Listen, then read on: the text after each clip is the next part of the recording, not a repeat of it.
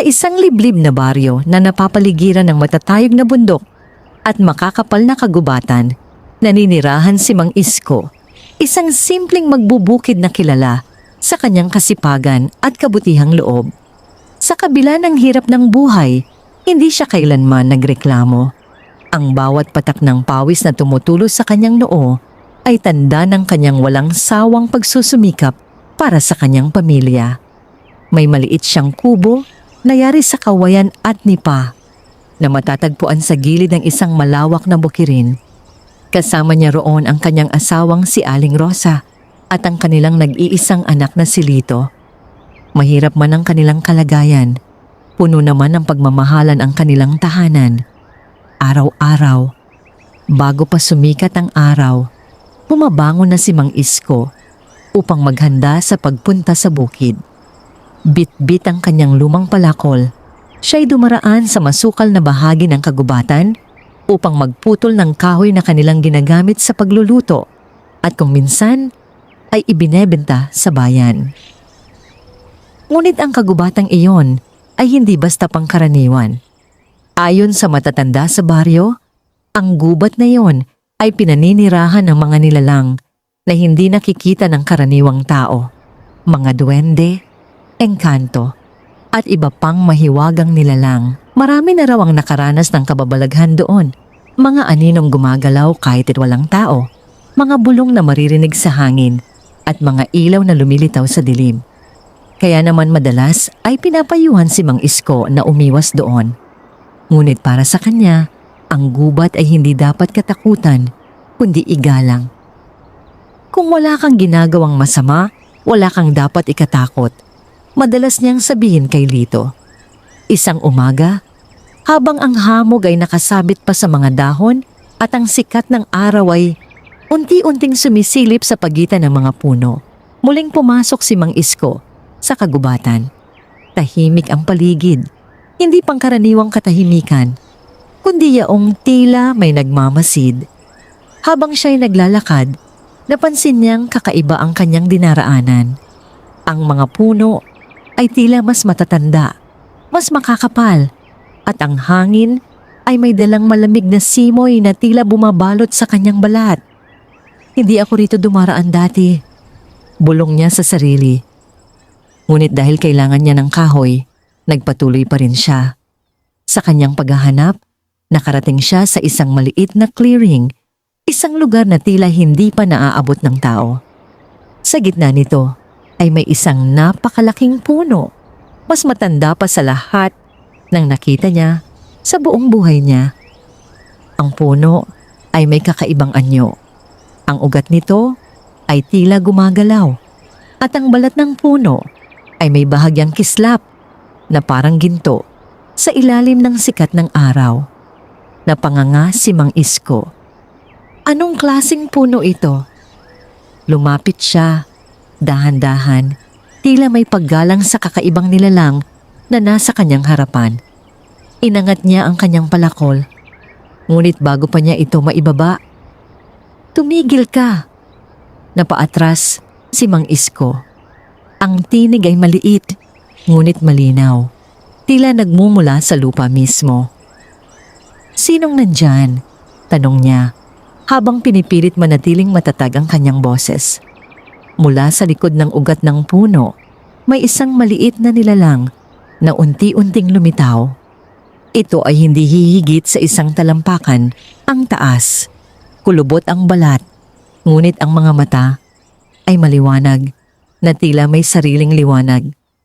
Nakasuot ito ng lumang kasuotan na yari sa dahon at balat ng puno. Isang duwende. Napalunok si Mang Isko. "Hindi mo ba alam kung anong puno ang muntik mo nang putulin?" tanong ng duwende habang nakatingin ng diretso sa kanya. Hindi nagsinungaling si Mang Isko. "Hindi po, kailangan ko lang ng kahoy para sa pamilya ko." Tahimik na tumingin ang duwende sa kanya, tila sinusukat ang kanyang pagkatao. Maraming sandali ang lumipas. Ang hangin ay tumigil, ang mga ibon ay hindi umawit. Para bang ang buong gubat ay naghihintay. "Marami na ang dumaan dito," wika ng duwende. At karamihan sa kanila ay hindi nagdalawang isip na sirain ang punong ito para sa pansariling pakinabang.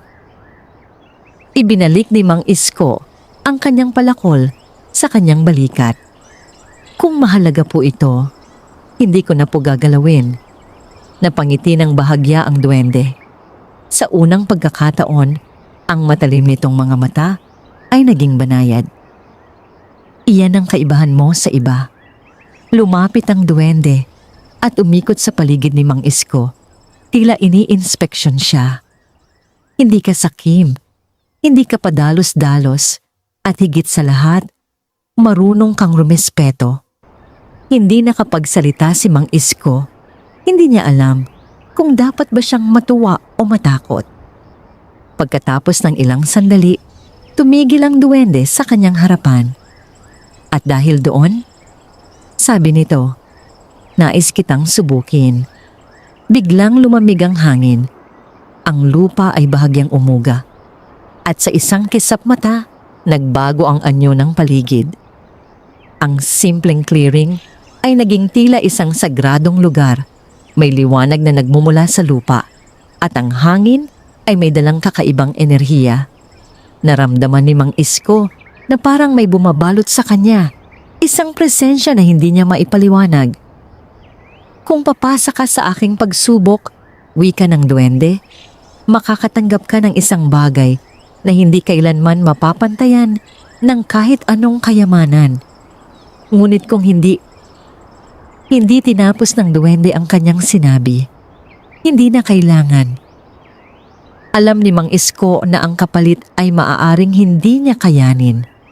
Ngunit naalala niya ang kanyang pamilya, ang kanyang anak na si Lito na nangangarap makapag-aral, ang kanyang asawang si Rosa na araw-araw ay nagtitiis para lamang may maihain sa kanilang hapag. Huminga siya ng malalim. Handa po ako. Sa sandaling iyon, ang mga mata ng duwende ay muling kumislap at sa kaibuturan ng mahiwagang kagubatan, nagsimula ang isang pagsubok na magbabago sa kapalaran ni Mang Isko. Isang pagsubok na magbubukas ng lihim ng mahiwagang palakol at ng mundong matagal nang nakatago sa mga mata ng tao. Hindi pa tuluyang nawawala ang panginginig sa katawan ni Mang Isko nang marinig niyang muling nagsalita ang duwende. Ang paligid ay nanatiling kakaiba, tila ang hangin ay may sariling tibok at ang liwanag na nagmumula sa lupa ay unti-unting umiikot sa kanilang dalawa. Ang unang pagsubok, wika ng duwende, ay hindi tungkol sa lakas, kundi sa iyong puso. Napatingin si Mang Isko sa nilalang, pilit inuunawa ang ibig nitong sabihin. Sumunod ka sa akin. Dahan-dahang tumalikod ang duwende at nagsimulang maglakad patungo sa mas malalim na bahagi ng kagubatan. Wala nang ibang nagawa si Mang Isko kundi sundan ito. Habang sila'y naglalakad, napansin niyang lalong nagiging kakaiba ang paligid.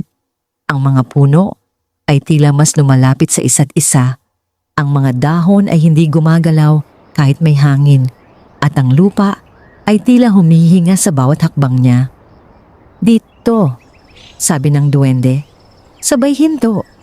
Sa kanilang harapan ay isang maliit na batis.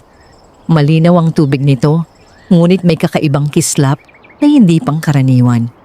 Sa gitna ng batis ay may isang bato at sa ibabaw nito ay nakapatong ang isang maliit na sisidlan na tila yari sa pilak.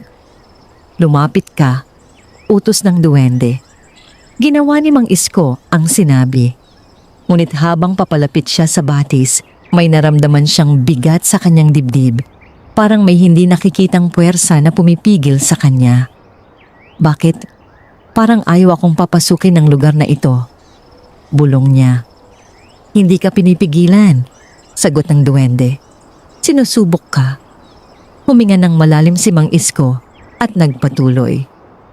Pagdating niya sa gilid ng batis, napansin niyang ang kanyang refleksyon sa tubig ay hindi sumusunod sa kanyang galaw. Sa halip ito ay nakatingin sa kanya. Diretso, matalim, tila may gustong sabihin. Napaatras siya. Ang tubig na yan, paliwanag ng duwende, ay nagpapakita ng katotohanan na tinatago ng tao ang kanyang tunay na hangarin. Tahimik si Mang Isko. Unti-unti niyang muling tiningnan ang tubig. Sa pagkakataong ito, ang kanyang refleksyon ay nagsimulang magbago. Nakita niya ang sarili niyang may hawak na maraming pera, nakasuot ng magarang damit, may malaking bahay, at ang kanyang pamilya ay tila namumuhay sa karangyaan.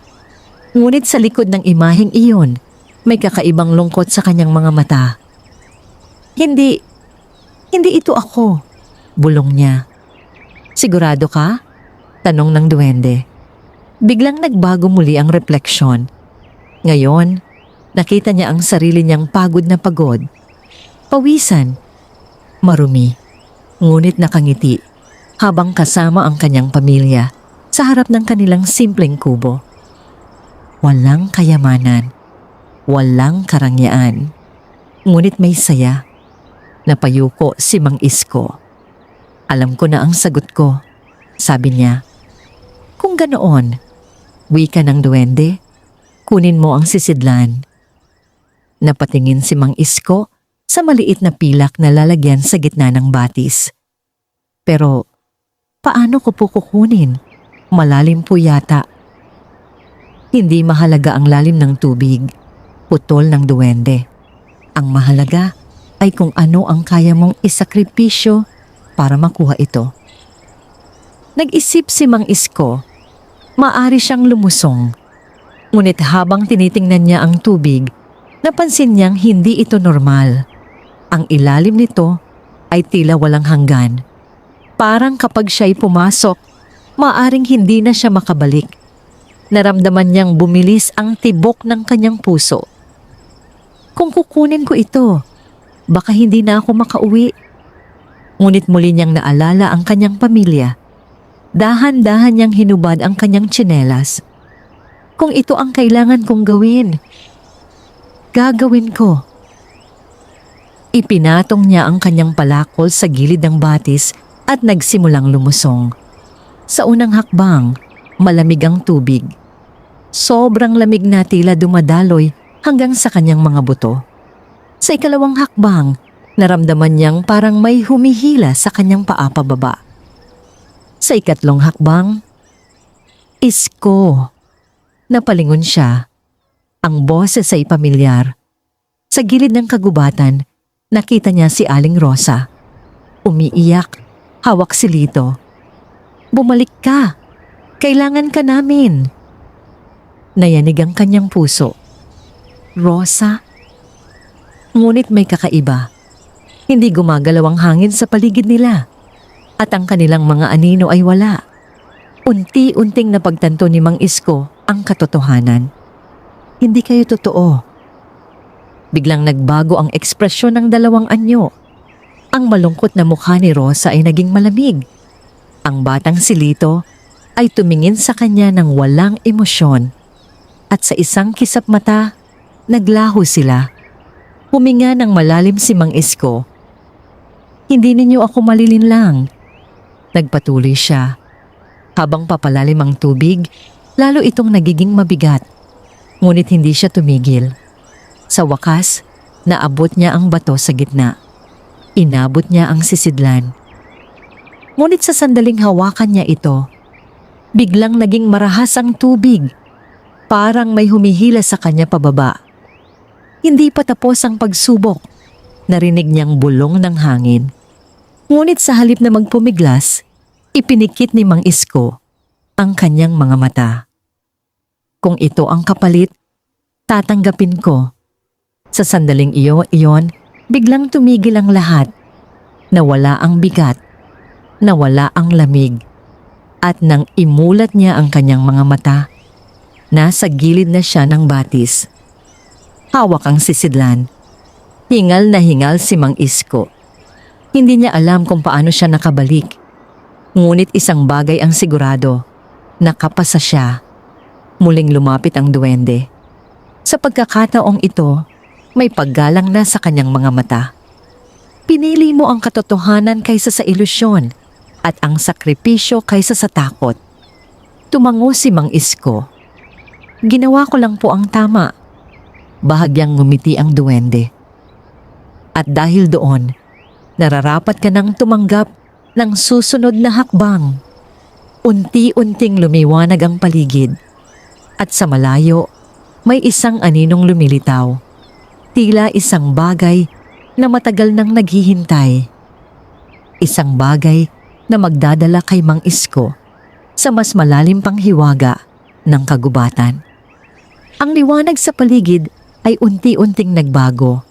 Mula sa malamlam na kislap ay naging mas matingkad. Tila ba may panibagong enerhiyang bumabalot sa buong kagubatan. Ang hangin ay hindi na malamig, kundi may dalang kakaibang init na tila sinusukat ang bawat hibla ng pagkatao ni Mang Isko. Mahigpit niyang hawak ang pilak na sisidlan na ngayon ay tila may sariling pintig, parang may buhay sa loob. Ano po ang susunod? Tanong niya, habang nakatingin sa duwende. Hindi agad sumagot ang nilalang. Sa halip, itinuro nito ang isang landas na ngayon lamang lumitaw. Isang makitid na daan na natatakpan ng mga ugat at damo patungo sa mas madilim na bahagi ng kagubatan. Doon nagsisimula ang pangalawang pagsubok, wika ng duwende. Ngunit mag-ingat ka. Hindi lahat ng makikita mo roon ay totoo. At hindi rin lahat ng totoo ay madali mong matatanggap. Napakunot ang noo ni Mang Isko, ngunit tumango siya. Handa na po ako. Sa kanyang unang hakbang sa landas, biglang nagbago ang paligid. Ang mga puno ay naging mas matayog, halos natatakpan ng langit. Ang liwanag ay unti-unting naglaho at ang tanging naririnig na lamang ay ang sariling tibok ng kanyang puso at ang tunog ng kanyang mga yapak sa tuyong dahon. Habang papalalim siya, may naramdaman siyang kakaiba. Isang presensya. Hindi ito katulad ng sa duwende. Ito ay mas mabigat, mas malamig, at tila may dalang matinding lungkot. Mang Isko, napahinto siya. Ang tinig ay pamilyar. Dahan-dahan siyang lumingon. At doon, sa pagitan ng mga puno, may isang anyong unti-unting lumilitaw. Isang matandang lalaki.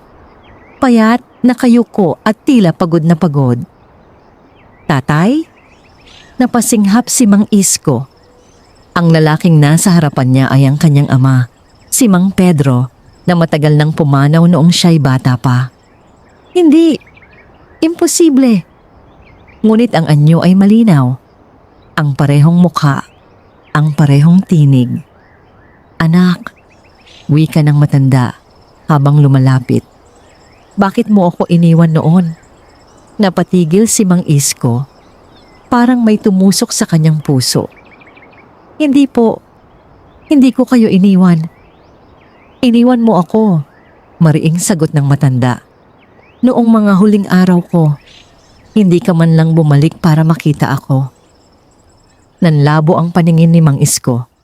Ang alaala ay bumalik. Noong panahong yon, siya ay nasa malayong baryo. Nagtatrabaho upang kumita. Hindi niya agad nalaman na malubha na ang kalagayan ng kanyang ama. At nang siya'y makabalik, huli na ang lahat. Ginawa ko po ang lahat para sa pamilya. Nanginginig na sabi ni Mang Isko. Talaga ba? Malamig na tanong ng matanda. O baka naman inuuna mo lang ang sarili mong pangarap? Hindi agad nakasagot si Mang Isko. Ang bawat salita ay parang mabigat na bato na unti-unting dumadagok sa kanyang dibdib. Kung nandoon ka lang sana, patuloy ng matanda, hindi ako mamamatay ng mag-isa. Napayuko si Mang Isko. Hindi niya kayang tumingin. Patawad po. Bulong niya. Tahimik ang paligid. Walang hangin. Walang ibon. Tanging ang bigat ng kanyang damdamin ang nangingibabaw. Ngunit sa gitna ng katahimikan, may naalala siya. Ang mga salita ng duwende. Hindi lahat ng makikita mo ay totoo at hindi rin lahat ng totoo ay madali mong matatanggap. Dahan-dahan siyang huminga. at muling tumingin sa kanyang harapan. "Tatay," sabi niya, mas matatag na ang boses. "Kung kayo man po talaga yan, alam kong hindi ninyo ako sisisihin." Bahagyang nagbago ang ekspresyon ng matanda. "Ginawa ko po ang lahat ng kaya ko noon," patuloy ni Mang Isko. "Hindi ako perpekto. Nagkamali ako. Ngunit hindi ko kayo pinabayaan. Kahit kailan." Isang mahabang katahimikan ang namayani. Pagkatapos, unti-unting nagbago ang anyo ng matanda. Ang lungkot sa kanyang mukha ay napalitan ng katahimikan. At sa isang kisap mata, siya'y naglaho, parang usok na tinangay ng hangin. Napaluhod si Mang Isko. Hindi niya namalayang tumutulo na ang kanyang mga luha. "Patawad po." Muli niyang bulong. Ngunit sa pagkakataong ito, may kakaibang gaan sa kanyang dibdib. Parang may matagal ng bigat na tuluyang nawala. Maya-maya, muling lumiwanag ang paligid. Ang madilim na kagubatan ay bumalik sa dati nitong anyo. At sa kanyang harapan, muling lumitaw ang duwende. "Tinalikuran mo ang kasinungalingan at hinarap mo ang katotohanan," sabi nito. Tumayo si Mang Isko, pinunasan ang kanyang mga mata. "Masakit po, pero kailangan." Tumango ang duwende.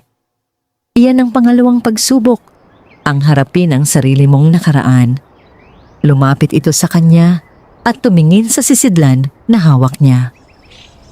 "Dalawa na ang iyong napagtagumpayan," wika nito.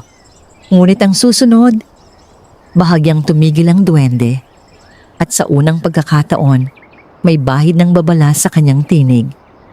Ang pinakamahirap sa lahat. Biglang umihip ang hangin. Mas malakas, mas malamig. At sa malayo, may narinig si Mang Isko. Isang malalim na ungol na tila nagmumula sa puso ng kagubatan. Napatingin siya roon. At kahit hindi pa niya nakikita, alam niyang may naghihintay sa kanya.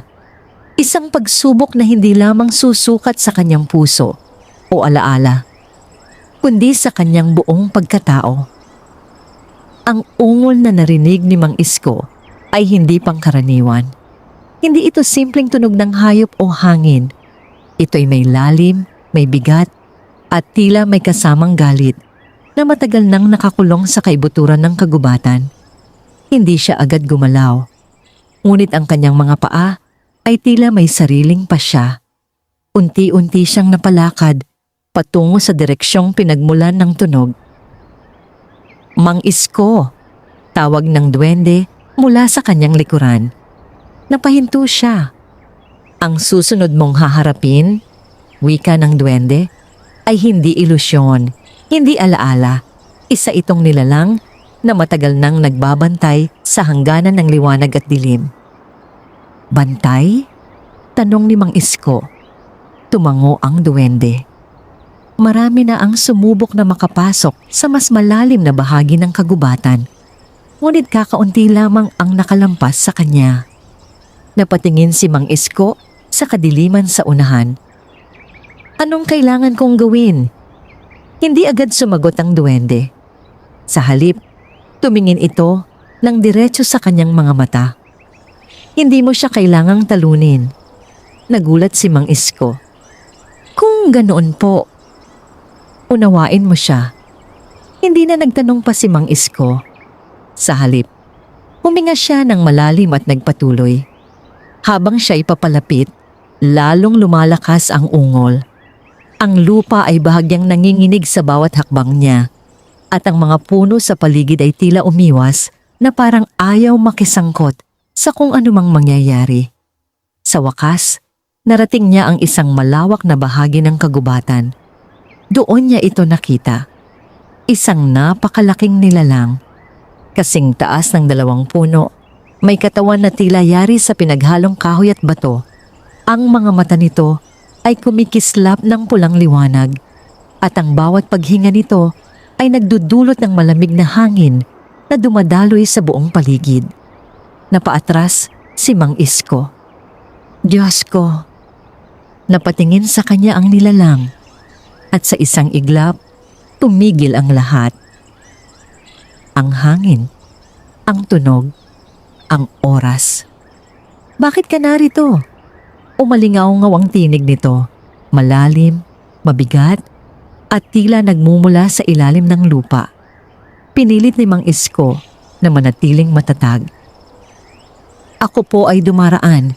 May pagsubok po akong tinatahak. Hindi gumalaw ang nilalang. Ngunit ang mga mata nito ay mas lalong kumislap. Marami na ang nagsabi niyan, sagot nito. At karamihan sa kanila ay hindi na nakabalik. Napalunok si Mang Isko. Ngunit hindi siya umatras. Hindi po ako narito para manakit o manira, sabi niya. Kung may paraan po para makadaan nang hindi kayo nasasaktan, iyon po ang pipiliin ko. Isang mahabang katahimikan ang sumunod. Pagkatapos, biglang umatungal ang nilalang. Ang lupa ay umuga.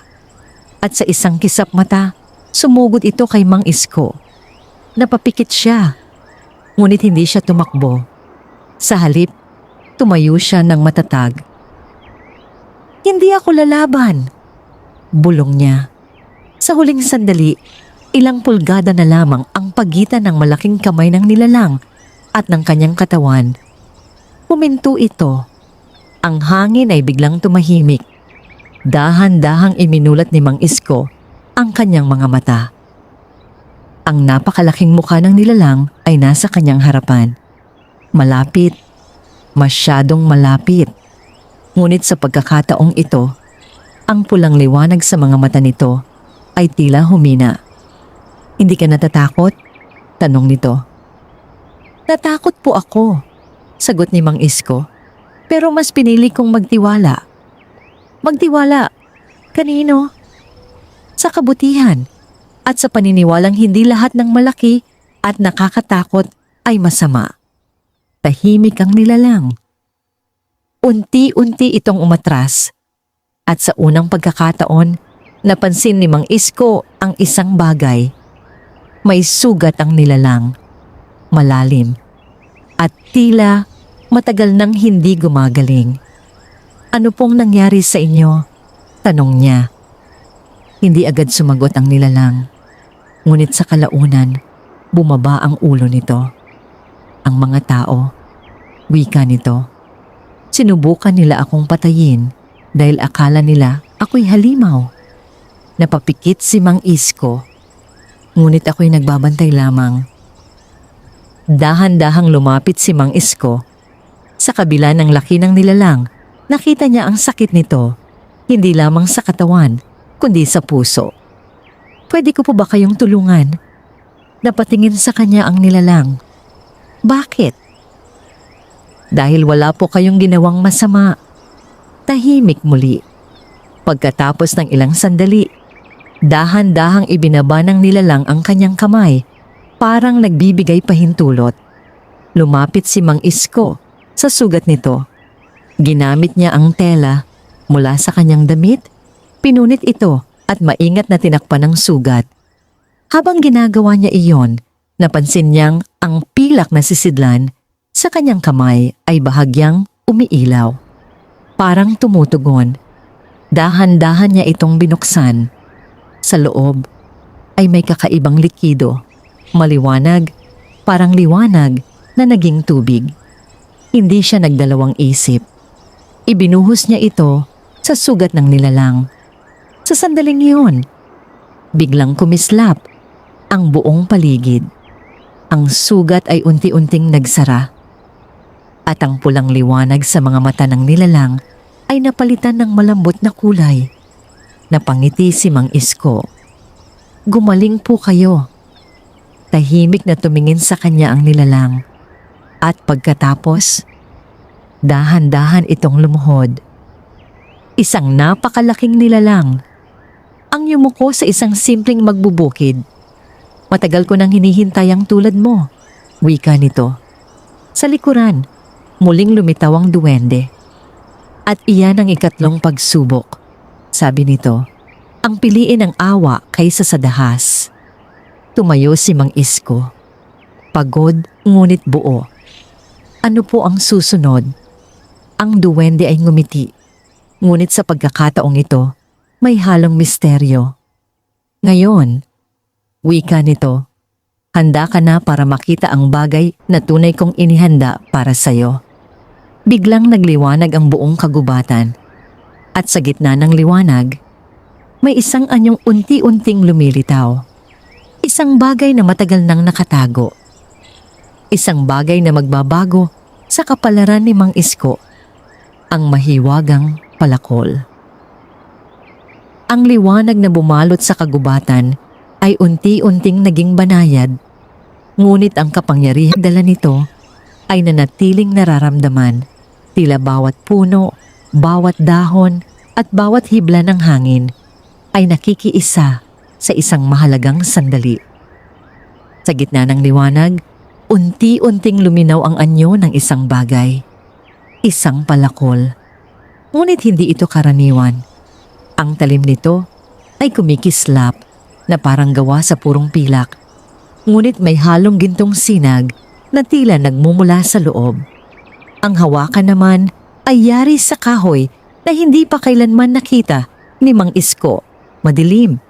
Ngunit may mga guhit ng liwanag na gumagalaw na parang buhay. Napahinga siya ng malalim. Iyan po ba? Iyan ang gantimpala, sagot ng duwende. Ngunit hindi lamang yan basta kasangkapan. Dahan-dahang lumapit si Mang Isko. Habang papalapit siya, naramdaman niyang ang palakol ay tila tumatawag sa kanya. Hindi sa pamamagitan ng tunog, kundi sa pamamagitan ng damdamin. Parang may koneksyon. Parang matagal na niya itong kilala. Ito ang mahiwagang palakol ng gubat, paliwanag ng duwende.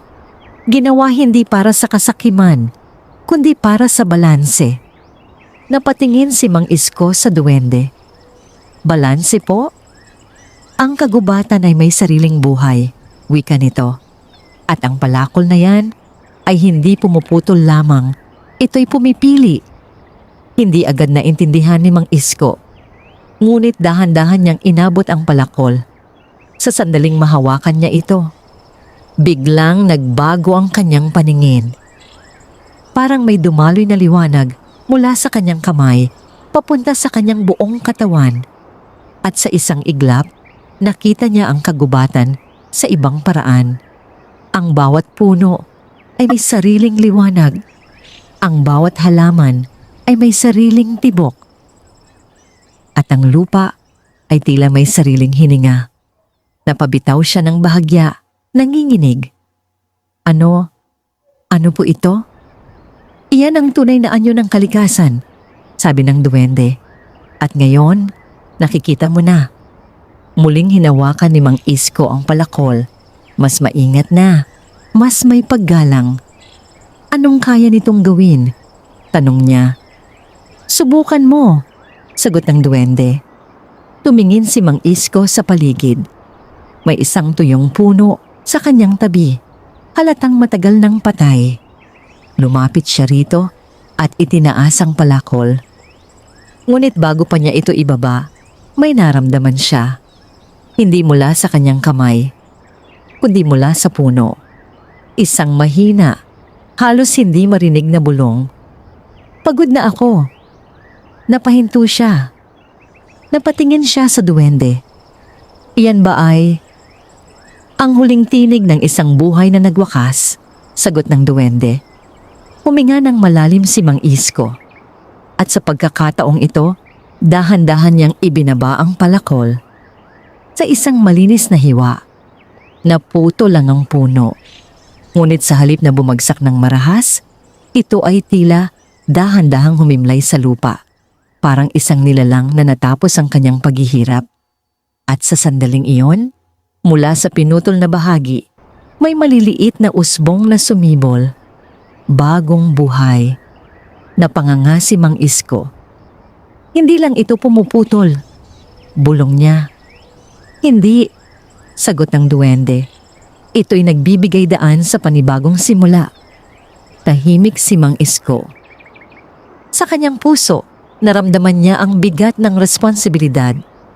Kung ganoon po, hindi ko ito pwedeng gamitin para lang sa sarili ko. Napangiti ang duwende. Iyan ang dahilan kung bakit ikaw ang pinili. Sa likuran nila, ang malaking nilalang, ang bantay ng dilim, ay tahimik na nakamasid. Ngunit sa pagkakataong ito, wala nang galit sa kanyang mga mata. Tanging paggalang. Ngunit tandaan mo, dagdag ng duwende, ang bawat kapangyarihan ay may kapalit. Napatingin si Mang Isko. Anong kapalit po? Bahagyang nagbago ang ekspresyon ng duwende. Sa bawat paggamit ng palakol para sa maling dahilan, may mawawala sa'yo. Nanlamig si Mang Isko. Mawawala? Hindi agad, hindi lantaran. Ngunit unti-unti hanggang sa hindi mo na makilala ang sarili mo. Tahimik ang paligid. Ang mga salitang niyon ay mabigat. Ngunit hindi umatras si Mang Isko. Sa halip, hinawakan niya ng mas mahigpit ang palakol. Hindi ko po ito aabusuhin. Matagal siyang tinitigan ng duwende. At pagkatapos, tumango ito. Kung ganoon, panahon na para bumalik ka. Nagulat si Mang Isko. Bumalik? Sa iyong mundo, sagot ng duwende. Doon mo haharapin ang tunay na pagsubok. Unti-unting nagbago ang paligid. Ang liwanag ay naging mas maliwanag. Ang hangin ay muling gumalaw. At ang mahiwagang bahagi ng kagubatan ay nagsimulang maglaho. Bago tuluyang mawala ang duwende, muli itong nagsalita. Mang Isko. Opo? Ang tunay na kalaban ay hindi ang dilim ng kagubatan. Bahagyang tumigil ito, kundi ang dilim sa puso ng tao. Sa isang kisap mata, nawala ang lahat at nang muling imulat ni Mang Isko ang kanyang mga mata. Nasa gilid na siya ng kagubatan. Hawak ang mahiwagang palakol. Ngunit ang katahimikan ng kanyang paligid ay may kakaibang pakiramdam. Parang may nagbago. At hindi niya alam kung ito ba ay para sa ikabubuti o simula ng isang mas malaking pagsubok.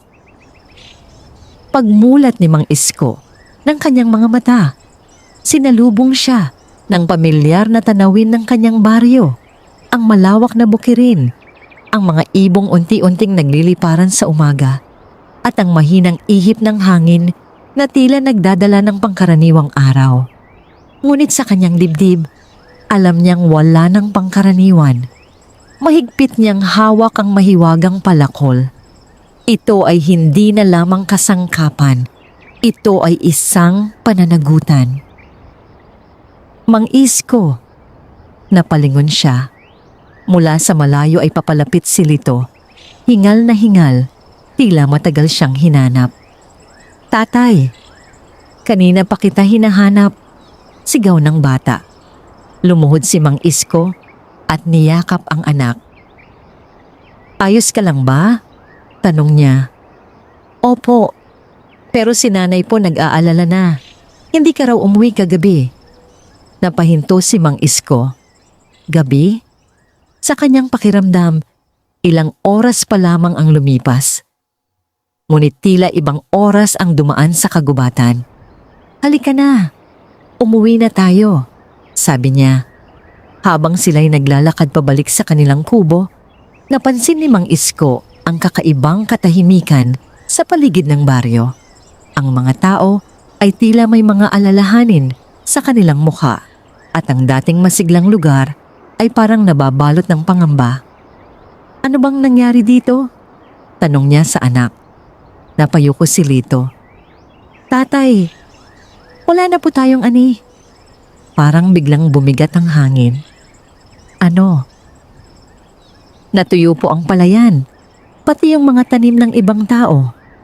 Halos lahat po. Napatigil si Mang Isko. Unti-unti niyang naramdaman ang bigat ng sitwasyon. Ang baryo, na umaasa sa ani, ay nasa bingit ng kahirapan. Pagdating nila sa kanilang kubo, agad silang sinalubong ni Aling Rosa. Isko! Sigaw nito, sabay yakap sa kanya. Saan ka ba nagpunta? Akala ko... Naputo lang kanyang sasabihin nang mapansin ang hawak ni Mang Isko. Ano yan? Dahan-dahang inilapit ni Mang Isko ang palakol. Ito, ang sagot, sabi niya. Ngunit hindi pa siya sigurado kung paano. Kinagabihan, habang tahimik ang buong baryo, hindi makatulog si Mang Isko. Nakaupo siya sa labas ng kanilang kubo, nakatingin sa kanyang bukirin na ngayon ay tuyot at halos patay na. Mahigpit niyang hawak ang palakol. Kung may kapangyarihan ka, bulong niya, tulungan mo ako. Tumayo siya at lumapit sa bukirin. Tahimik ang paligid. Walang hangin. Walang tunog. Itinaas niya ang palakol. Ngunit bago pa niya ito ibaba, naalala niya ang sinabi ng duwende. Sa bawat paggamit ng palakol para sa maling dahilan, may mawawala sa'yo. Napahinto siya. Tama ba ito? Tanong niya sa sarili. Hindi siya sumagot agad. Sa halip, ipinikit niya ang kanyang mga mata. At sa loob ng katahimikan, pinakinggan niya ang paligid. Sa unang pagkakataon, narinig niya, mahina, halos hindi marinig, ang lupa. Pagod na kami. Napamulat siya. Ang kanyang bukirin ay hindi patay. Ito'y nanghihina. Dahan-dahan niyang ibinaba ang palakol. Sa halip na putulin ang mga natitirang pananim, lumuhod siya at hinawakan ng lupa. Patawad! Pagkatapos, tumayo siya. At sa pagkakataong ito, naghahanap siya ng tuyong bahagi. Isang bahagi ng bukirin na wala ng buhay. Doon niya itinaas ang palakol. Isang malinis na hiwa. Tahimik. Ngunit sa sandaling iyon, may nangyari. Ang lupa na tinamaan ng palakol ay biglang nagliwanag ng bahagya. At mula sa hiwa, unti-unting kumalat ang sigla. Parang alon na dumadaloy sa buong bukirin. Ang tuyong lupa ay nagsimulang magbago. Ang mga bitak ay nagsara. At ang mga natitirang halaman ay unti-unting tumuwid. Napaatras si Mang Isko. Hindi ito totoo. Ngunit totoo. Unti-unting nabubuhay ang kanyang bukirin. Sa likuran niya, narinig niya ang tinig ni Aling Rosa. Isko. Napalingon siya. Nakatayo si Rosa at Lito, parehong namamangha sa kanilang nakikita. Paano? Bulong ni Rosa. Hindi agad nakasagot si Mang Isko. Sa halip tumingin siya sa palakol. Hindi ito para sa atin lang, sabi niya. Kinabukasan kumalat ang balita. Ang bukirin ni Mang Isko, ang tanging nabuhay muli. Isa-isa, dumating ang mga kapitbahay. Isko, tulungan mo kami. Paano mo ginawa yon? Baka pwede mo ring gawin sa amin. Napatingin si Mang Isko sa kanila. Sa kanilang mga mata, nakita niya ang pag-asa. Ngunit may nakita rin siya, pangangailangan. At sa likod nito, posibleng kasakiman. Mahigpit niyang hinawakan ng palakol. Narito na ang unang tunay na pagsubok. Hindi mula sa kagubatan, kundi mula sa kapwa-tao. Ano ang gagawin ko? Bulong niya sa sarili. Sa malayo, ang hangin ay bahagyang umihip. At sa isang iglap, tila may narinig siyang pamilyar na tinig. Ang duwende. Dito nagsisimula ang tunay mong laban. Unti-unting nagdilim ang kanyang paningin, hindi dahil sa takot, kundi dahil sa bigat ng desisyong kailangan niyang gawin. Ang umaga sa baryo ay hindi tulad ng dati. Dati, ang bawat pagsikat ng araw ay may kasamang pag-asa. Mga magsasakang nagmamadaling pumunta sa bukirin, mga batang tumatakbo sa daan, at mga tinig na puno ng sigla. Ngunit ngayon, ang hangin ay mabigat. Lahat ng mata ay nakatuon kay Mang Isko. Nakatayo siya sa gitna ng kanyang bukirin. Hawak ang mahiwagang palakol. Sa kanyang paligid ay ang mga kapitbahay. Mga taong matagal na niyang kilala. Mga taong minsang nakasama niya sa hirap at saya. Ngunit sa sandaling iyon, iba ang kanilang mga tingin. May pag-asa. Ngunit may halong pagnanasa. Isko. Unang nagsalita si Mang Lando, ang pinakamatandang magsasaka sa baryo. Nakita namin ang nangyari kagabi. Kung kaya mong buhayin ang lupa mo, baka kaya mo rin kaming tulungan. Sumang-ayon ang iba. Isko, kahit kaunti lang. Kahit yung sa amin lang muna. Tulungan mo kami, wala na kaming makain. Bawat salita ay tumatagos sa puso ni Mang Isko. Hindi siya manhid. Alam niya ang hirap na pinagdadaanan nila. Alam niya ang pakiramdam ng walang maihain sa hapag. Ngunit alam din niya ang babala ng duwende. Sa bawat paggamit ng palakol para sa maling dahilan, may mawawala sa'yo. Napayuko siya. Tama ba kung tutulungan ko sila? O, may kapalit ba ito na hindi ko pa nauunawaan? Mang Isko. Napatingin siya. Isang batang babae ang lumapit. Si Nena, anak ng kapitbahay nilang si Aling Cora. Payat, mahina, at halatang gutom. Pwede po bang kahit sa amin lang muna? Mahina nitong sabi. Parang may pumisil sa puso ni Mang Isko. Hindi na niya kinaya. Huminga siya ng malalim. At kung hindi ko sila tutulungan, ano ang silbi ng kapangyarihang ito? Dahan-dahan siyang tumayo ng tuwid. Tulungan ko kayo, sabi niya. Agad nagliwanag ang mga mukha ng mga tao. Pero, dagdag niya, mas matatag ang tinig. May kondisyon. Tahimik ang lahat. Hindi ito para sa kasakiman. Hindi ito para sa pagyaman. Tutulong ako. Pero para lamang sa pangangailangan. Nagkatinginan ng mga tao. May ilan na tumango. May ilan na tila nagalinlangan. Ngunit sa huli, nanaig ang kanilang pangangailangan. Sang-ayon kami, sabi ni Mang Lando. Tumango si Mang Isko. Kung ganoon, magsimula tayo. Lumapit siya sa unang bukirin, ang kay Mang Lando. Tuyot. Bitak-bitak ang lupa. Halos wala ng buhay. Itinaas niya ang palakol. Ngunit bago niya ito ibaba, ipinikit niya ang kanyang mga mata. Hindi para sa sarili, kundi para sa kanila. Isang malinis na hiwa. Tahimik.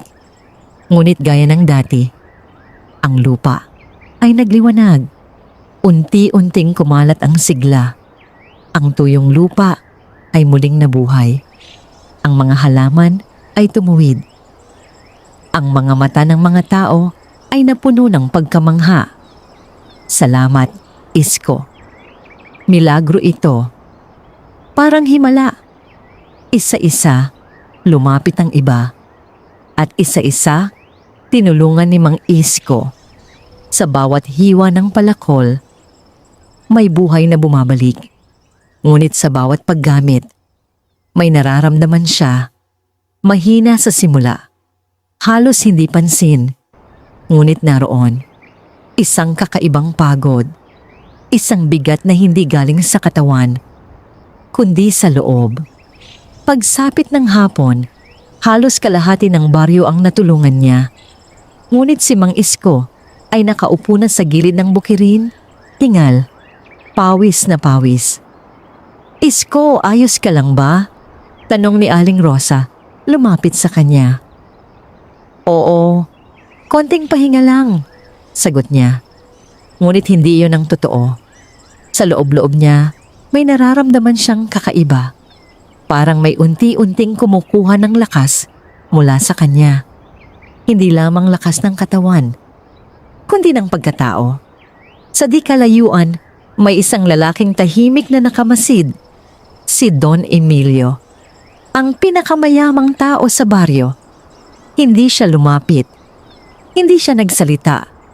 Ngunit ang kanyang mga mata ay nakatuon sa palakol. At sa sandaling iyon, may nabuo sa kanyang isipan. Isang plano. Samantala, si Mang Isko ay hindi pa nakakaalam. Patuloy siyang tumulong. Patuloy siyang nagbigay. Ngunit hindi niya napapansin na sa bawat pagbibigay niya ng buhay, may unti-unting nawawala sa kanya. At ang pinakamapanganib na bahagi, hindi pa niya alam kung ano yon. Lumipas ang ilang araw at ang baryo na minsang nabalot ng pangamba ay muling nabuhay. Ang mga bukirin ay unti-unting naging luntian. Ang mga tao ay muling nagkaroon ng pag-asa at ang pangalan ni Mang Isko ay naging simbolo ng himala sa kanilang lugar. Ngunit kasabay ng pagbabalik ng buhay, may ibang bagay na unti-unting umuusbong. Isang bagay na hindi agad napansin. Kasakiman. Sa simula, ang mga tao ay lumalapit kay Mang Isko nang may paggalang. Salamat, Isko. Hindi namin makakalimutan ang tulong mo. Ngunit habang tumatagal, nagbago ang tono ng kanilang mga tinig. Isko, pwede bang ulitin mo ulit dito? Para mas mabilis ang tubo. Isko, baka pwede mo pang dagdagan. Para mas marami kaming ani. Isko, sa amin naman ulit. Mas malaki kasi ang lupa namin. Napansin yun ni Mang Isko. Ngunit pinili niyang unawain. Baka kailangan lang talaga nila. Ngunit ang kanyang katawan ay nagsisimula ng sumuko. Mas madalas siyang mapagod. Mas madalas siyang mahilo. At sa tuwing hahawakan niya ang mahiwagang palakol, may kakaibang lamig na dumadaloy sa kanyang kamay. Isang gabi, habang tahimik ang lahat, nakaupo si Mang Isko sa labas ng kanilang kubo. Hawak ang palakol. Tahimik. May mali. Bulong niya. Sa loob ng kubo, narinig niya ang ubo ni Lito. Napalingon siya. Kanina pa siya ganyan, sabi ni Aling Rosa. Lumabas at umupo sa tabi niya. Hindi ko alam kung ano ang nangyayari. Nabahala si Mang Isko. Tingnan ko siya. Pumasok siya at lumapit sa kanyang anak. Namumutla si Lito. Mahina at tila nawawalan ng lakas. Tatay, mahina nitong tawag. Huwag kang mag-alala anak, sabi ni Mang Isko. Pilit na pinatatatag ang sarili. Aayusin ko ito. Ngunit sa loob-loob niya, may takot. Isang takot na hindi niya maramdaman noon. Kinabukasan kumalat ang balita. May sakit si Lito. At bago pa man makapag-isip si Mang Isko, may dumating. Si Don Emilio. Magandang umaga, Isko. Wika nito, may bahagyang ngiti. Hindi sumagot si Mang Isko agad. May kailangan po ba kayo? Lumapit si Don Emilio, nakatingin sa bukirin. Kahanga-hanga ang ginawa mo, sabi niya. Talagang pambihira. Tahimik si Mang Isko. Diretso na ako, dagdag ni Don Emilio. Gusto kong gamitin ang kakayahan mo para sa mas malaking bagay. Napakunot ang noo ni Mang Isko. Hindi ko pong maintindihan. Simple lang, sagot ni Don Emilio. Tulungan mo akong buhayin ang lahat ng lupa ko at sisiguraduhin kong hindi na kailanman maghihirap ang pamilya mo. Napatingin si Mang Isko sa kanya. At ang kapalit? Tanong niya. Ngumiti si Don Emilio. Bahagi ng ani, maliit lang, para sa serbisyo mo. Tahimik ang paligid. Ngunit bago pa makasagot si Mang Isko, muli niyang naalala ang mga salita ng duwende. Ang tunay na kalaban ay hindi ang dilim ng kagubatan, kundi ang dilim sa puso ng tao. Pasensya na po, sagot ni Mang Isko. Hindi ko po ito ginagamit para sa kita. Bahagyang nagbago ang ekspresyon ni Don Emilio. Ngunit hindi siya nawalan ng ngiti. Pag-isipan mo, sabi niya. Hindi mo kailangang maghirap kung may ganitong kapangyarihan ka. At umalis siya. Ngunit ang kanyang mga mata, bago siya tuluyang umalis, ay puno ng ibang uri ng hangarin. Isang mapanganib na hangarin. Kinagabihan, lalong lumala ang kalagayan ni Lito. "Isko," umiiyak na, sabi ni Aling Rosa. Hindi na ito normal. Hindi na nag-isip si Mang Isko. Kinuha niya ang palakol. Kung kaya nitong magbigay ng buhay sa lupa, baka kaya rin nitong iligtas ang kanyang anak. Lumuhod siya sa tabi ni Lito. "Patawad," bulong niya. Itinaas niya ang palakol. Ngunit bago pa niya ito maibaba, biglang umihip ang hangin. Malakas, malamig, at sa kanyang likuran, may tinig. "Mag-ingat ka, Mang Isko." Napalingon siya. Sa dilim ng gabi, sa gilid ng kagubatan, naroon ang duwende. Tahimik. Ngunit ang mga mata nito ay seryoso. "Ang gagawin mo ngayon," wika nito, "ay hindi na para sa balanse." Nanginginig si Mang Isko. "Anak ko ito." "Alam ko," sagot ng duwende. At iyan ang pinakamahirap na pagsubok. Napayuko si Mang Isko. Ang palakol ay nasa kanyang kamay. Ang anak niya ay nasa bingit ng kamatayan. At kung hindi ko siya iligtas, mahina niyang tanong. Tahimik ang duwende. Pagkatapos, may mga bagay na hindi kayang solusyonan ng kapangyarihan. Parang tumigil ang mundo. Sa sandaling iyon, si Mang Isko ay nasa pagitan ng dalawang bagay. Pagmamahal bilang ama at responsibilidad bilang tagapangalaga ng mahiwagang palakol. Ang kanyang desisyon ang magtatakda ng kanyang kapalaran. Ang gabi ay tila huminto sa paghinga. Sa loob ng maliit na kubo, ang mahihinang pag-ubo ni Lito ang tanging tunog na bumabasag sa katahimikan. Ang kanyang katawan ay lalong nanghihina at ang init ng kanyang noo ay patunay ng isang karamdaman na hindi kayang ipaliwanag ng karaniwang lunas. Sa tabi niya, nakaluhod si Mang Isko. Sa kanyang kamay, ang mahiwagang palakol. Sa kanyang puso, isang bagyong hindi mapigil. "Anak," mahina niyang bulong habang hinahaplos ang noo ni Lito. "Hindi kita pababayaan." Ngunit sa likuran niya, naroon ang duwende. Tahimik, matatag, at puno ng babala. Ang bawat paggamit ng kapangyarihan na labag sa balanse ay may kapalit. Muli nitong paalala. Napapikit si Mang Isko. "Kung buhay ng anak ko ang kapalit, tatanggapin ko," sagot niya. Nanginginig ang tinig. "Hindi ganoon kasimple," tugon ng duwende. "Ang kapalit ay hindi mo pipiliin at maaaring hindi mo kayanin." Ngunit sa sandaling iyon, hindi na nakinig si Mang Isko. Dahan-dahan niyang itinaas ang palakol. Ang liwanag mula rito ay bahagyang kumislap, ngunit sa pagkakataong ito, may kakaibang dilim na sumasabay sa liwanag nito.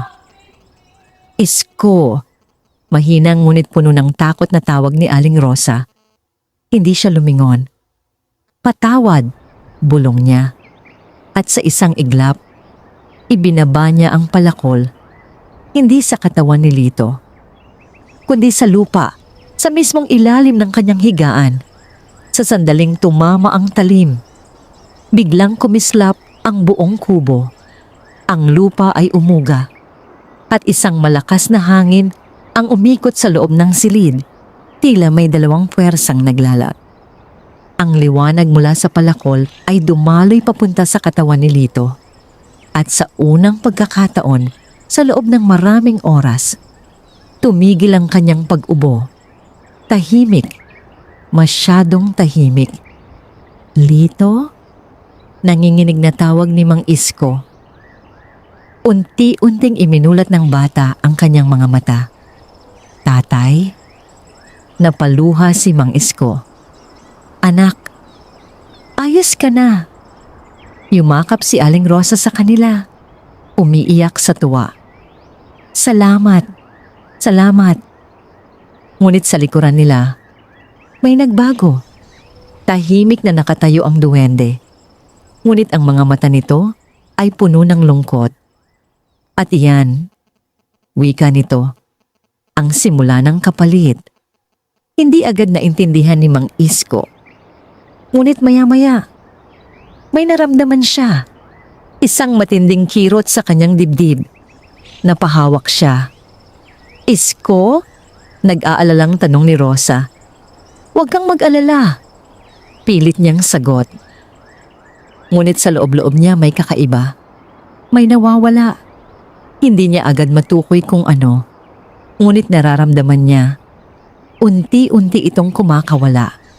Kinabukasan, tila bumalik sa normal ang lahat. Si Lito ay masigla na muli. Ang baryo ay patuloy sa pagbangon. Ngunit si Mang Isko ay hindi na tulad ng dati. Mas tahimik siya, mas malayo ang tingin. At sa tuwing hahawakan niya ang palakol, wala na siyang nararamdamang koneksyon. Wala na ang dating init. Wala na ang dating buhay. Isang hapon, habang siya'y nag-iisa sa bukirin, napaupo siya. At ano ang nawala sa akin? Bulong niya. Tahimik ang hangin. Ngunit sa kanyang puso, may isang bagay na malinaw. May bahagi ng kanyang sarili na hindi na niya maramdaman. At sa unang pagkakataon, natakot siya hindi para sa kanyang buhay, kundi para sa kung sino na siya ngayon. Sa di kalayuan, muling lumitaw ang duwende. At iyan ang tunay na kapalit, sabi nito. Napatingin si Mang Isko. Hindi ko pa alam kung ano ang nawala sa akin. Darating ang oras, sagot ng duwende, na mararamdaman mo ito ng buo. Tahimik ang dalawa. Pagkatapos, may isa pang pagsubok, dagdag ng duwende. Hindi pa ba tapos? Tanong ni Mang Isko. Pagod na ang tinig. Hindi pa, sagot nito. Dahil ngayon, haharapin mo na ang bunga ng iyong desisyon. Biglang umihip ang hangin. At sa malayo, may paparating. Isang anino. Isang presensya na hindi na bago sa kanya. Si Don Emilio. Ngunit sa pagkakataong ito, hindi na siya nag-iisa. At ang kanyang mga mata ay hindi na puno lamang ng hangarin, kundi ng determinasyon na makuha ang mahiwagang palakol. Anumang paraan. Ang dapit hapon ay unti-unting bumabalot sa baryo, ngunit ang katahimikan nito ay hindi na payapa. Ito'y puno ng tensyon na tila naghihintay ng isang pagsabog. Nakatayo si Mang Isko sa gitna ng kanyang bukirin. Hawak ang mahiwagang palakol. Sa kanyang harapan, papalapit si Don Emilio kasama ang ilang kalalakihan, mga taong hindi mula sa baryo, may matitigas na muka at halatang sanay sa dahas. Magandang gabi, Isko, wika ni Don Emilio, ngunit wala na ang dati nitong magalang na tono. Bakit po kayo may kasama? Tanong ni Mang Isko, pilit pinananatiling kalmado ang sarili. Para siguraduhin lang na magiging maayos ang ating usapan, sagot nito. Tahimik ang hangin. Ang mga dahon ay hindi gumagalaw. Para bang ang kalikasan mismo ay nakamasid. Napag-isipan ko na, patuloy ni Don Emilio, at napagtanto kong hindi sapat ang simpleng pakiusap. Mahigpit na hinawakan ni Mang Isko ang palakol. Hindi ko po ibibigay ito. Ngumiti si Don Emilio, ngunit ang nangiting iyon ay malamig. Hindi kita hinihinga ng pahintulot. Sa isang iglap, ang mga kasamahan niya ay lumapit. Pumalibot kay Mang Isko. Ngunit hindi siya umatras. Sa halip na natili siyang matatag. Hindi ninyo naiintindihan kung ano ito, sabi niya. Hindi ito para sa kasakiman. Kung ganoon, sagot ni Don Emilio, mas lalo itong dapat mapunta sa isang taong marunong gumamit nito para sa kapakinabangan. Kapakinabangan o kapangyarihan? Tanong ni Mang Isko. Sandaling natahimik si Don Emilio. Pagkatapos, bahagyang tumawa. Magkaiba ba yon? Sa sandaling iyon, naalala ni Mang Isko ang lahat.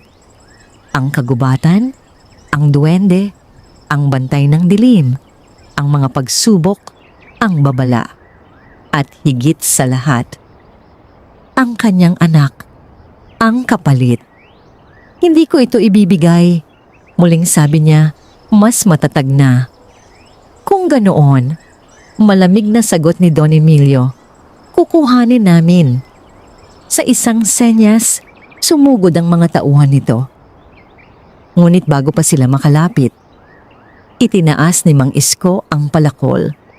Sa pagkakataong ito, hindi siya nagdalawang isip, ngunit hindi rin siya nagpadala sa galit. Sa halip, pinikit niya ang kanyang mga mata. At kung ito ang huling gagawin ko, ibinaba niya ang palakol, hindi sa tao, kundi sa lupa. Sa sandaling tumama ang talim, isang malakas na liwanag ang sumabog mula sa lupa. Ang buong bukirin ay nagliwanag. Ang hangin ay umikot. At mula sa lupa, may tumubong makakapal na ugat at baging na mabilis na kumalat sa paligid. Pinigil ng mga ito ang mga tauhan ni Don Emilio. Hindi sila nasaktan, ngunit hindi sila makagalaw. Napaatras si Don Emilio. Ano ito? Dahan-dahang nagmulat ng mata si Mang Isko. Pagod na siya, ngunit ang kanyang tindig ay matatag pa rin. Hindi ito sandata, sabi niya. Ito ay balanse. Sa likuran niya, unti-unting lumitaw ang duwende. At ngayon, wika nito, natutunan mo na. Tahimik ang lahat. Ang liwanag ay unti-unting humina. At ang mga ugat ay dahan-dahang umatras, pinakawala ng mga tao. Ngunit walang sino man ang gumalaw. Lahat ay nakatingin kay Mang Isko. At sa pagkakataong iyon, naunawaan ni Don Emilio. Hindi niya ito makukuha. Hindi sa dahas. Hindi sa pananakot. Tahimik siyang tumalikod. Umalis na tayo, utos niya. Isa-isa, umalis ang kanyang mga kasama at muling bumalik ang katahimikan sa baryo. Ngunit sa sandaling iyon, napaluhod si Mang Isko. Ang palakol ay nahulog sa kanyang kamay. At ito na, mahina niyang bulong. Naroon ang duwende sa kanyang harapan. Tapos na ba? Tanong ni Mang Isko. Tahimik ang duwende. Pagkatapos, oo. Anong kapalit? Tanong niya. Hirap na. Dahan-dahang lumapit ang duwende. At ngayon, mararamdaman mo na. Sa sandaling iyon, may pumasok na alaala sa isip ni Mang Isko. Isang bagay na hinahanap niya. Isang bagay na dati malinaw. Ngunit ngayon ay malabo. Rosa, bulong niya. Lito, alam niya kung sino sila. Ngunit, hindi na niya maramdaman ang dati niyang pagmamahal. Parang may pader. Parang may nawawala. Napaluha siya. Ito ba ang kapalit? Tumango ang duwende. Ang puso mo. Tahimik ang mundo. Upang mapanatili ang balanse, may bahagi sa iyo na kailangang mawala. Nanginginig si Mang Isko. Kung ganoon, ano pa ang natitira sa akin? Tumingin ang duwende sa kanya. At iyan ang huling tanong. Tahimik, malalim. At ang sagot, ikaw lamang ang makakatuklas. Dahan-dahang naglaho ang duwende. At sa gitna ng tahimik na bukirin, nakaluhod si Mang Isko. Hawak ang mahiwagang palakol. May kapangyarihan, ngunit wala ng puso na dati niyang pinanggagalingan. At sa unang pagkakataon, ang tunay na laban ay hindi na laban para sa iba, kundi laban para sa kanyang sarili. Lumipas ang mga araw matapos ang huling pagsubok. Tahimik ang baryo. Ang mga bukirin ay muling masagana. Ang mga tao ay bumalik sa kanilang simpleng pamumuhay at ang banta ni Don Emilio ay tila naglaho na parang bangungot. Ngunit sa gitna ng lahat ng iyon, si Mang Isko ay nanatiling tahimik. Nasa tabi siya ng kanyang kubo, nakaupo, hawak ang mahiwagang palakol. Nakatingin siya sa kanyang pamilya, kay Aling Rosa at Lito na nagtatawanan sa ilalim ng araw. Alam niyang mahal niya sila. Ngunit hindi niya ito maramdaman. Parang may puwang sa kanyang dibdib. Isang katahimikan na hindi kayang punan ng kahit anong alaala. Isko! Mahina, ngunit puno ng lambing na tawag ni Rosa. Napatingin siya. Halika na, kumain na tayo. Tumango siya. Ngunit habang naglalakad papunta sa kanila, naramdaman niya ang kakaibang bigat. Hindi sa katawan, kundi sa kaluluwa. Kinagabihan, hindi siya nakatulog. Lumabas siya ng kubo at tumingin sa kagubatan. Tahimik, ngunit tila may tumatawag. At sa pagkakataong yon, alam niya, kailangan niyang bumalik. Dahan-dahan siyang naglakad papunta sa kagubatan, dala ang palakol. Habang siya'y papalalim, unti-unting nagbago ang paligid. Ang pamilyar na daan ay naging mahiwaga muli. At sa wakas, narating niya ang lugar kung saan nagsimula ang lahat, ang matandang puno. At sa harapan nito, ang duwende. Matagal na nakatingin ang nilalang, tila hinihintay siya. Bumalik ka, sabi nito. Tumango si Mang Isko. Kailangan ko ng sagot. Tahimik ang hangin. Alam mo na ang kapalit, sagot ng duwende. Opo, sabi niya. Ngunit hindi ko matatanggap na ganito na lang. Napatingin ang duwende sa kanya. Bakit? Dahil kahit wala na akong maramdaman, alam kong mali. Tahimik, malalim. Kung may paraan, patuloy ni Mang Isko, kahit kapalit pa ng buhay ko, ibabalik ko ang puso ko. Sa sandaling iyon, bahagyang nagbago ang anyo ng paligid. Ang hangin ay naging mas mabigat. Ang liwanag ay bahagyang kumislap. At kung ibabalik ko ito sa iyo, wika ng duwende, ano ang kapalit na handa mong ibigay? Hindi nagdalawang isip si Mang Isko. Ang palakol. Napatingin ang duwende sa hawak niyang mahiwagang kasangkapan. Sigurado ka? Tanong nito. Iyan ang nagligtas sa iyong baryo. Iyan ang nagbigay sa iyo ng kapangyarihan. Oo, sagot ni Mang Isko. Dahil naunawaan ko na, ang tunay na lakas ay hindi nanggagaling sa kapangyarihan, kundi sa puso. Isang mahabang katahimikan ang sumunod. At pagkatapos, ngumiti ang duwende. Sa unang pagkakataon, ang nangiting iyon ay hindi misteryoso, kundi puno ng paggalang. Iyan ang sagot na matagal kong hinihintay. Dahan-dahang lumapit si Mang Isko. At buong paggalang, iniabot niya ang mahiwagang palakol. Sa sandaling hawakan ito ng duwende, biglang nagliwanag ang buong kagubatan. Ang hangin ay umikot. Ang lupa ay bahagyang umuga. At si Mang Isko ay napapikit. Isang malakas na liwanag ang bumalot sa kanya. At sa loob ng liwanag na yon, may bumalik. Isang damdamin. Isang init. Isang bagay na matagal nang nawala. Rosa? Lito? Napaluha siya. Hindi dahil sa sakit, kundi dahil sa saya. Sa muling pagkakataon, Naramdaman niya ang pagmamahal. Tunay. Buong buo.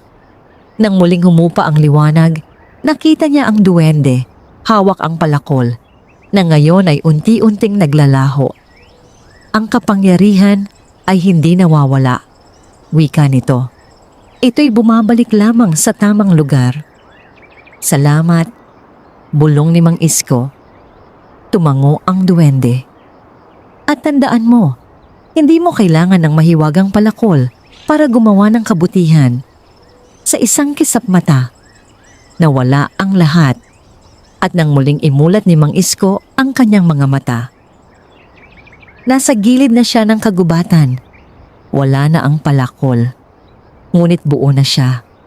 Mabilis siyang tumakbo pabalik sa kanyang kubo. Atay! Sigaw ni Lito, sabay yakap sa kanya. Niyakap niya ito ng mahigpit. Anak, lumapit si Aling Rosa. At bumalik ka. Ngunit bago pa ito matapos, niyakap niya ito. Mahigpit, buong puso. At hindi na ako mawawala, sabi niya. Sa sumunod na mga araw, si Mang Isko ay muling naging simpleng magbubukid.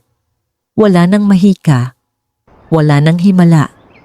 Ngunit ang kanyang bukirin ay unti-unting umunlad sa pamamagitan ng sipag, tiyaga at pagtutulungan ng buong baryo. At sa puso ng kagubatan, ang mahiwagang palakol ay nanatiling nakatago, naghihintay, hindi para sa pinakamalakas, kundi para sa may pinakamabuting puso, wakas